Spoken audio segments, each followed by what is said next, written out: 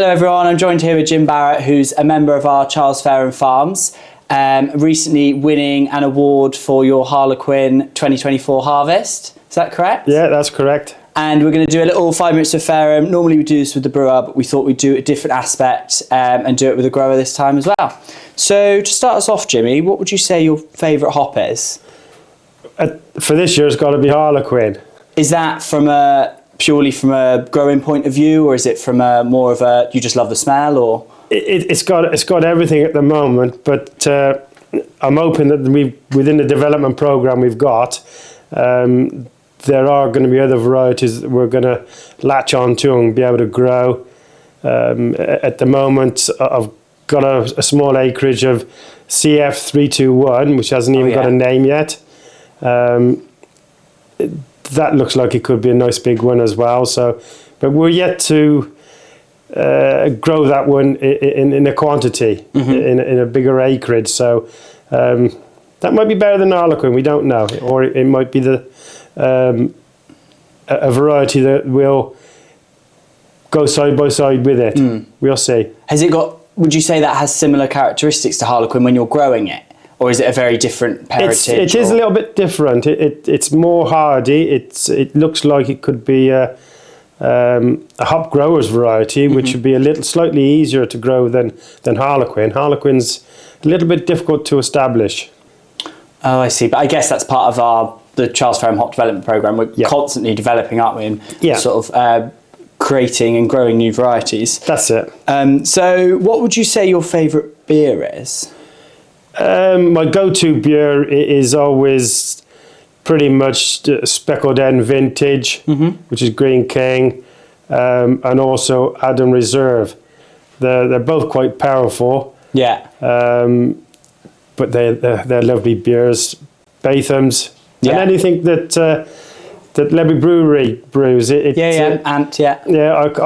You can't sort of say anything negative about his beers. They're very good beers. Well, he does a lot of stuff with us and you guys. I know he's quite sort of involved with the growers, isn't he? I think he's had some of the ones that I've grown and then put them into beers. And I think you'll find with Lebby Brewery and Ant's beers, you can't have enough of them. you can have one, then you will have another, and you can carry on. They really are session beers. Yeah, definitely. Yeah, 100%. That's quite nice. And I guess you get to go with the product and then you actually get to drink the final product as well, which is, that's really nice indeed. So what would you say, if say you were having one of like a Lebby Real Ale, what would you pair that with food-wise? I do like meat. Yeah. And so I love, Lebby Gold is a nice bit of beef or a nice lamb. Lebby Gold is a very good pint. When Ant does put a bit of Harlequin in it, that again is a very nice pint. Oh, there we go. So what would you say have you got a favourite pub in the world, or would that just be the local, or? I quite like going to the Oak Stapler because they got Bathams on. The Wheat Chief because they've got Butty Back. That's another good brewery. Nice one. And pretty much wherever Lebby Brewery have got their beer in. So you're not quite a few local. Not too fast on the pub of choice then? No, not really. So obviously on the farm, I guess hop picking, it's a lot of different machinery, isn't it? You've got the kiln, you've got the picking machine, you've got all the tractors. Yeah. What would you say, could you put one item or one piece of machinery that you couldn't live without? Or is that a very difficult question? I probably couldn't do without all my little 135 tractors. Okay. They've all got an implement attached to them, so I don't have to change tractors. I just jump from one to the other. Yeah, I struggle to do that. I do without them. If I had to just use one tractor, then you're wasting a lot of time hooking up. I'm lucky enough to have quite a few of these smaller Massey Fergie tractors. They're 60-year-old, but they do their purpose on the farm. So well, you find that in hop picking, even the picking machines, they're all sort of 50, 60 years old as well, aren't they? So I guess if it's built well, it's sort of, there's no reason to replace it, is there? Rough machines, they still do their job. Exactly, yeah. So how many of those tractors have you got? 20. Oh wow, quite a few. I don't really. Yeah, there's 20 of them. They all go from sort of and they're all vineyards as well. Yeah. So you can get in between the hop vines, isn't it? Yeah. Yeah. Yeah, no, very nice. So when you are, I don't know, on a picking season or drying in the kilns, do you put any music on? Do you have like a go-to playlist, podcast, anything like that? When I'm spraying, I tend to, I'll put on an audio book of something rather than music. Yeah. So yeah, I'll listen to audio books. Anyone in particular, or just whatever you're... Yeah, whatever, I'm attached to at the time. A little bit of espionage, thrillers, something like that.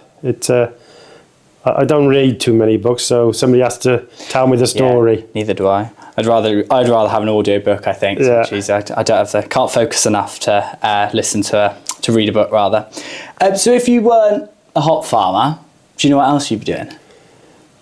Or did you do anything before? Have you always grown up on a hop farm?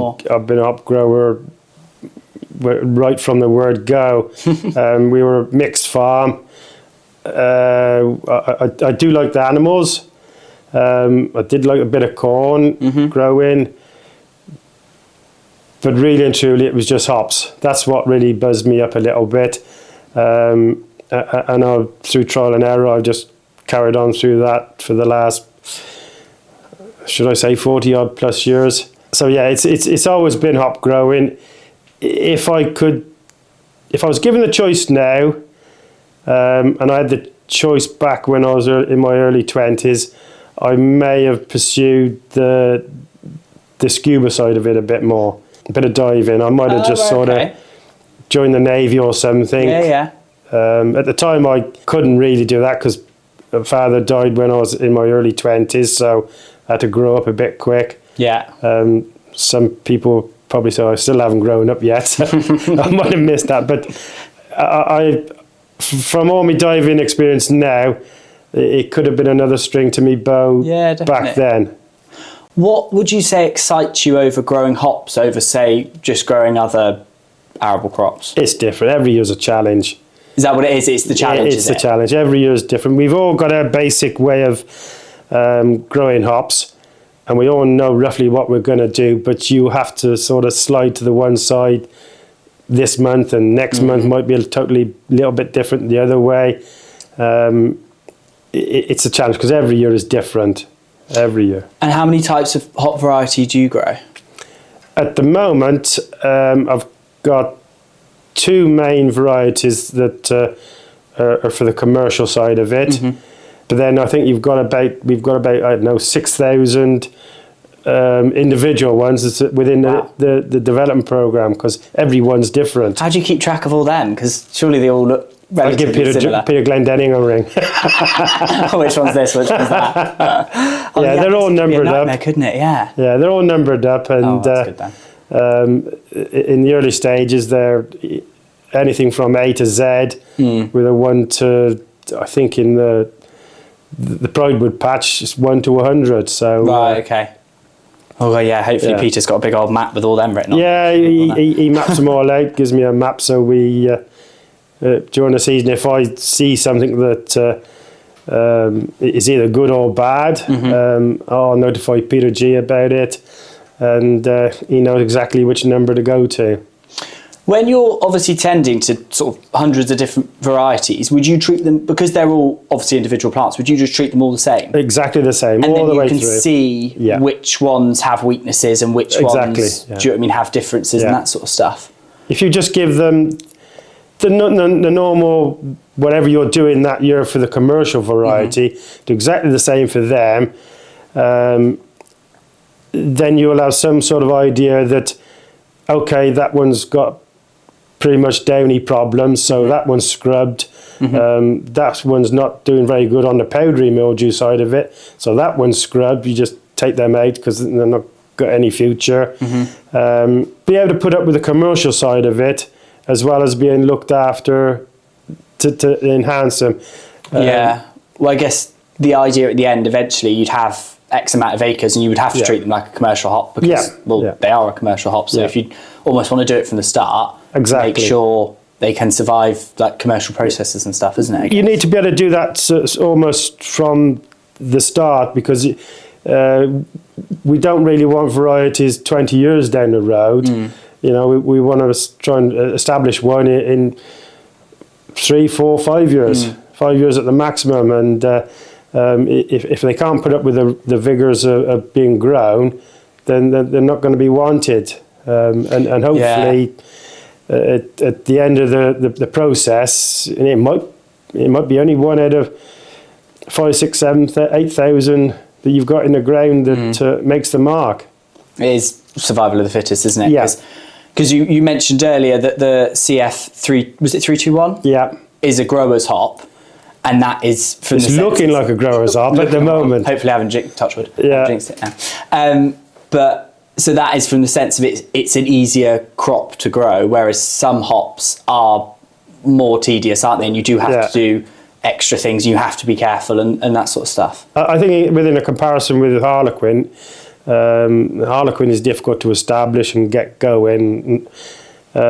Even later on, I think, like because I think with Mark Andrews, he's got the more established Harlequin, and he's still struggling with mature variety, more mature Harlequin. I think it could well be an ongoing job with Harlequin being difficult, but the end product is good. Yeah, you know? And it's worth putting in the extra steps, isn't it? And the extra bits. So, have you got any hobbies or interests outside of farming, or is it an all-consuming thing? No. It's because I'm mostly on the hops, and that is my game. Therefore, November through to February is just an odd few days, so I'm usually on a plane going diving. Ah, there we go. Yeah. Where's your favourite diving destination? A place called Dahab in Egypt. Oh, lovely. I go to the same place. I'm mates with the dive centre. As soon as I arrive, they pretty much put me to work, and I do the dive guiding. Oh, I see. That's interesting then. Yeah. How deep would you go? I think this last November I was out there. The deepest dive was 52 meters. Mostly they're sort of between sort of 25 and 30 meters. Of course, the deeper you go, the shorter your dive is going to be anyway, because you tend to use a little bit more oxygen. And you spend that extra getting up, don't you? You can't just come up, can you? So it will be gradual. And there's less to see down at 50 meters. Is it too dark? It's starting to go a little bit dark, and most of the coral and the reef and the light, you need the light. It's like plants, isn't it? That's 25 meters. That's the best. That's the sweet spot. There we go. So what's next for you in the hop industry then? Is there anything new and exciting coming, or? Well, hopefully the 321 takes off. There's a couple of other unnamed varieties that just could spark to life again. We'll know. Ask me that question in 12 months' time on variety wise. But yeah, I think that's about it. I think from a growing aspect, I think most of us hop growers have cut all corners sharp enough now, and we can't cut them anymore.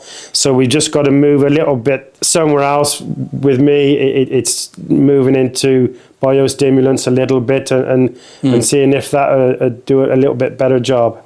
And that's to help promote the plant growth, is these biostimulants? Yeah. And how would they do that? It's protecting the plant, enhancing their defensive mechanism. Yeah. And the healthier plant you've got, the more it'll look after itself. So if that's the way to go, then maybe less pesticides are going to be needed to apply to kill any fungus or pests or anything like that. Which in the long term is obviously good for the environment, less pesticides. Yeah. And if the plant can stand on its own 2 feet a bit, you don't have to... Well, it's doing the job for you. Yeah, exactly. Exactly. Well, I think that's a nice place to end our 5 minutes of Faram. So thank you very much. Thank you very much.